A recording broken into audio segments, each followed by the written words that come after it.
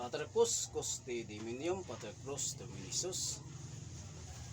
Taong pagtaod sa balamhan nga nasa kalangitan, hinagi sa imo anak mo si Ginoong Kristo, Master Emmanuel Sagrado, uban sa mga kinatpong espiritu, ug maangel sa kalangitan, uban sa pito ka makaluwa, uban sa pito ka city ka arkangeles, ug pito ka city cruces, ug sa mga kinatpong espiritu, ug haom, ug kanatong mga abyan, ug mga minilyon ka mga abyan, ug kanato may suon mayong hapon kanato.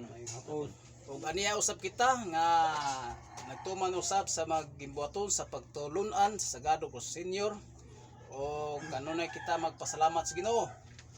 Ug pasalamat kita sa Ginoo isip usa kita nga gihatan og giya sa pagpatuman niini nga mooy mohatag og pagdasig ug pag-agak ngadto sa ato mga kaigsuonan. Bintras maigsuon aduna pay higayon og panahon ug aduna pay oras nga takna nga kita magsangyaw sa pulong sa Ginoo ato kini kanunay buhaton.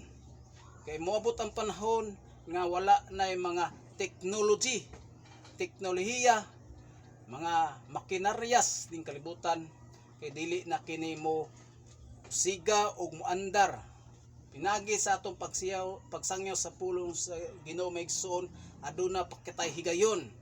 Bintras adunay panahon ato kiniibutyag nga moanghalan sa Ginoo. Busa maigsoon pinagi sa atong pagtuman andam kita kanunay nga naingon pa ang kasulatan, salig kamo sa Dios ug salig usab kamo kanako. Ayaw kamo kabalaka o kadlok tungod niini. Mabasa nato sa kasulatan maigsoon sa Epeso Kapitulo 6 versikulo 17 nga naingon, "Og ikalo ninyo ang kaluwasan, ingon nga panalipod sa iyong ulo, kamita ang pulong sa Dios ang gihatag sa Espiritu, ingon nga espada." Mga igsoon, ang kaluwasan tao por tao.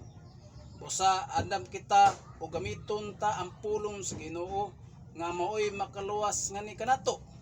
Ang pulong sa Ginoo mga igsoon mao kana ang mugiya sa matag sa tagsa kanato isip sa paghinlo sa tong kuglingod nga kita wala masayod. Ang pulong sa Ginoo mga igsoon mo ang suga nga mo'y dalan nga atong pag-aagian. Sa dalan dia sa panahon nga adunay kangit-ngit, sa panahon nga adunay mga pagsubok sa atong mga kinabuhi, sa panahon adunay mga katalagman. Busa kanunay kita maigsuon nga magampo o kanunay kita maigsuon nga moagak sa atong sa mga kaigsuonan isip usa ka pagtabang. Ang pagtabang maigsuon mo ang pagbutyag sa pulong sa Dios. Isip kita nga nagtuman niini, isip usa ka leader, overall leader, mga leader og magnante og mga warriors. Isip usa ka katundanan nga gipasangon sa Dios nga ni kanato, isip dili sayon. Pinagi sa gugma sa Dios maigsoon, nahimo kining sayon tungod sa atong pagigugma sa Ginoo. Kung wala kitay gugma maigsoon, lisod pagabuhaton. Busa maigsoon ko Mimin Miguel, isip sa ato mga kaisuunan, ipakita ta nga kita adunay kaisog sa magibuhaton nga dili nato ipairal isip atong ipaibabaw ang pulong sa Dios. Pinagi nini maigsoon nga makatuman kita sa atong gipanumpaan sa Espiritu o sa Dios sa pagsangyaw sa pulong sa Ginoo. O mo kini ang pulong sa Dios, dalaygon ang Dios og pasalamatan sa tanan.